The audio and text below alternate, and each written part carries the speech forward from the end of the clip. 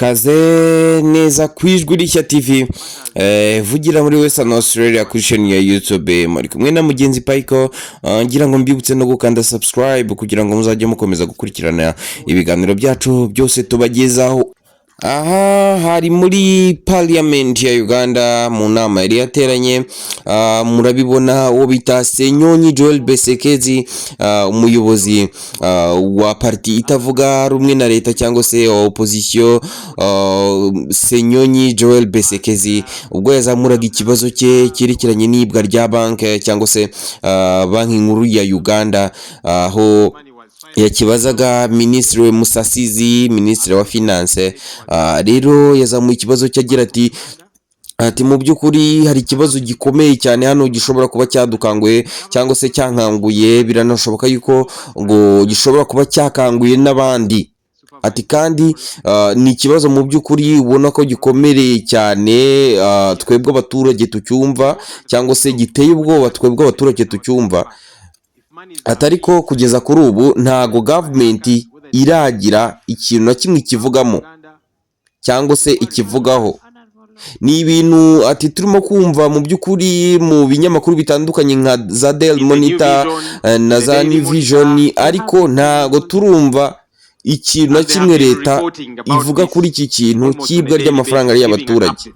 Ati kandi abaturage mu by'ukuri bakeneye kumenya niki cyabaye ku makuru barimo kumva.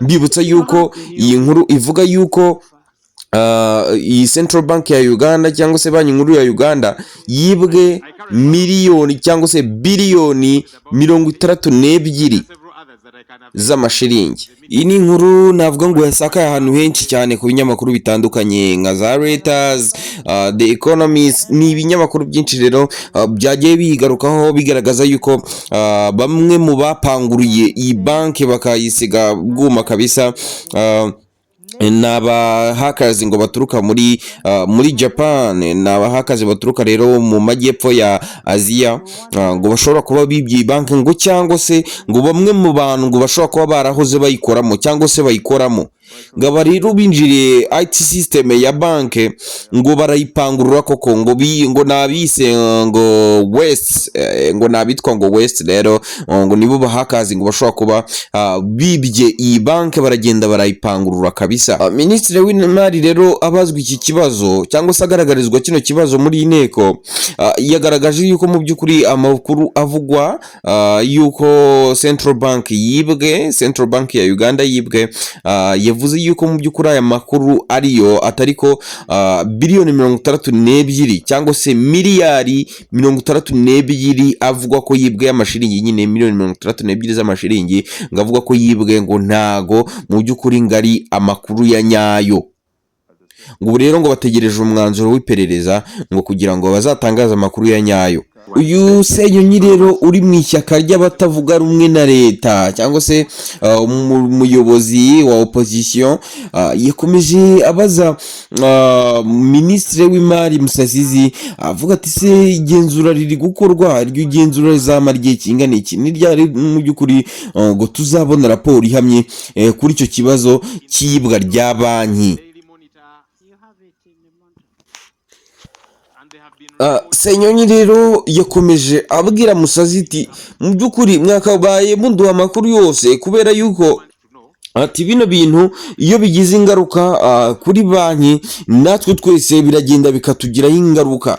Ati niyo mpamvu tudatuje, niyo mpamvu rwose dushaka kumenya aya makuru mu buryo bwimbitse ndetse hakabaho n'ihumurizwa ry'abaturage. Uwo bita Ibrahim Semuju rero nawe yagize icyo avuga, nawe yari muri parliament avuga ati mu by'ukuri leta ibereye yirinda gutangaza ngo turi gukora iperereza gusa, ahubwo itanga itangazo ry'agateganyo ryizeza abaturage kandi rigasobanura ibyo itekereza ku bitateza ikibazo ku iperereza. Mu by'ukuri rero Minisitiri w'imari Musasizi yavuze yuko mu by'ukuri aramutse agize ikintu atangaza ku byerekeranye n'ibwa rya banki cyangwa se rya banki nkuru ya Uganda, bishoboka yuko ngo yatanga ngo ibitari ukuri ngo ahubwo icyiza ngo nuko bakomeza gutegereza iperereza cyangwa se amakuru azava mu iperereza CID izaba yarangije gukora ngo vuba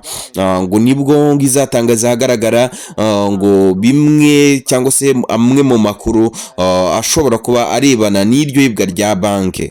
Reka dusoreza iyi nkuru rero, nizere yuko aho muri hose mumeze neza kandi mwakomeje kuryoherwa n'ibiganiro byacu, mbabwira ngo muzajye mukomeza gukora subscribe kugira ngo tuzajye tugenda tubagezaho n'ibindi biganiro, mudutere imbaraga zo kugenda tubagezaho ibindi biganiro bitandukanye.